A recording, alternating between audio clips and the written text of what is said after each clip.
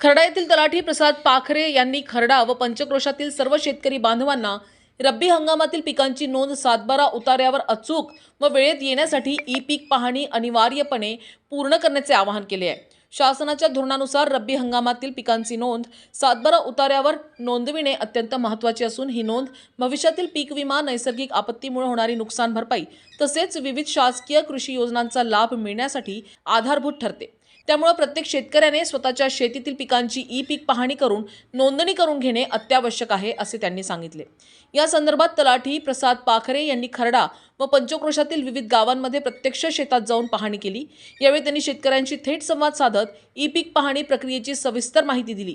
Mobile ॲपद्वारे E पीक पाहणी कशी करावी, कोणती कागदपत्रे आवश्यक आहेत, तसेच नोंद करताना कोणत्या बाबींची खबरदारी घ्यावी याचेही त्यांनी मार्गदर्शन केले।